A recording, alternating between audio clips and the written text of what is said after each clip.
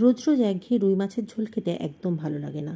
আর এই একঘেয়েমি কাটানোর জন্য একবার ট্রাই করে দেখতে পারেন রুই মাছের কাসুন পোড়া ঝোল। অত্যন্ত সাদামাটা, তবে খেতে হয় দুর্দান্ত। গরম ভাতের সাথে একদম অপূর্ব। প্রথমেই কড়াইতে নিয়ে নিয়েছি 1 চামচ সর্ষে। সর্ষেগুলোকে আমি খুব ভালো করে ড্রাই রোস্ট করে নেব। ড্রাই রোস্ট করে নিয়ে এবার সর্ষেগুলোকে একটা বাটিতে নামিয়ে ঠান্ডা করে গুঁড়ো করে নেব। এদিকে নিয়ে নিয়েছি মাছগুলোকে নুন হলুদ মাখিয়ে রেখেছিলাম আগে থেকেই। এবার মাছগুলোকে খুব ভালো করে ভেজে নেব। খুব কড়া করে ভাজার দরকার নেই, এই কাসুন পোড়া ঝোলে কিন্তু মাছ কড়া করে ভাজা একটা হয় না। তবে আপনি যদি কড়া ভাজা খান তবে খেতে পারেন, তবে আমার মনে হয় মাছ একটু হালকা ভাজা হলেই এর স্বাদটা বেশি খোলে। মাছগুলো একটা রোজ ভাজা সাদামাটা ঝোলটাও উল্টে দিয়ে ভেজে নেব। রোজ তো আমরা নানা রকম পোশাকি রান্না করে থাকি না, সাদামাটা ঝোলই বানিয়ে থাকি। আর এই সাদামাটা ঝোলে সামান্য কিছু ফোড়নের অদল বদল করে অথবা সামান্য কিছু মশলার অদল বদল করলে বেশ টেস্টটা অন্যরকম হয়ে যায়। কাসুন পোড়া ঝোলটাও অনেকটা ঠিক এইরকম। এদিকে দেখুন মাছগুলো ভাজা হয়ে গেছে। মাছগুলোকে একে একে তুলে রাখছি একটা পাত্রের মধ্যে। আমার রেসিপি ভিডিওগুলো ভালো লাগলে একটা লাইক করে শেয়ার করবেন, আর চ্যানেলে নতুন হলে চ্যানেলটি সাবস্ক্রাইব করে পাশে থাকা বেল বাটনটি ক্লিক করে দেবেন, এতে সমস্ত ভিডিও নোটিফিকেশান আপনার কাছে পৌঁছে যাবে। এবারে ওই একই তেলের মধ্যে ফোড়ন দেব 1 চামচ কালো জিরে আর 2টো কাঁচা লঙ্কা দুটো আমি চিড়ে নিয়েছি। কাঁচা লঙ্কা আর কালো জিরেটা ভাজার সুন্দর গন্ধ বেরোলে এর মধ্যে 4টে আলু কেটে রেখে দিয়ে দিয়েছি। 4টে আলু আগে থেকে কেটে রেখেছিলাম। আলুগুলো দিয়ে ভালো করে ভেজে নেব।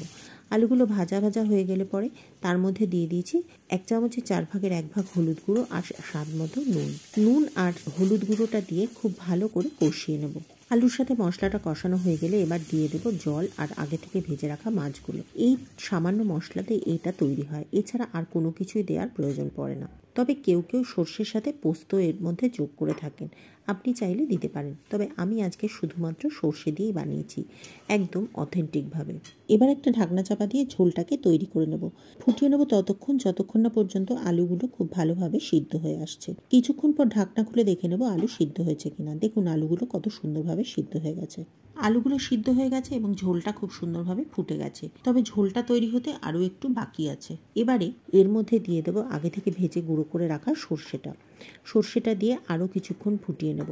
এই 2-3 মিনিট মতো ফোটালেই চলবে। 2-3 মিনিট ফুটে যাওয়ার পরে এবার এর মধ্যে দিয়ে দেবো ধনেপাতা কুচি। আমি হাত দিয়ে ধনেপাতাগুলোকে একদম টুকরো টুকরো করে দিয়ে দিচ্ছি, খুব বেশি কুচিয়ে নেওয়ার দরকার নেই। ধনেপাতাগুলো দিয়েও আরও মিনিটখানেক ফুটিয়ে নেব, এতে ধনেপাতার খুব সুন্দর একটা গন্ধ এর মধ্যে যোগ হয়ে যাবে।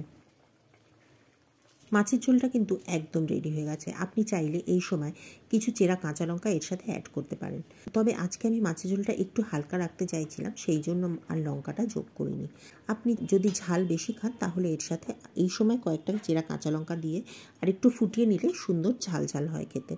অত্যন্ত সাদামাটা হলেও গরম ভাতের সাথে এই মাছের ঝোলটা কিন্তু খেতে খুব ভালো লাগে। একদিন ট্রাই করবেন, অবশ্যই ভালো লাগবে। যেদিন খুব একটা রান্নাবান্না করতে ইচ্ছে করবে না অথচ রান্না করতেই হবে, সেদিন এই ঝোলটা বানাবেন, খুব তাড়াতাড়ি আর সহজে তৈরি হয়ে যাবে।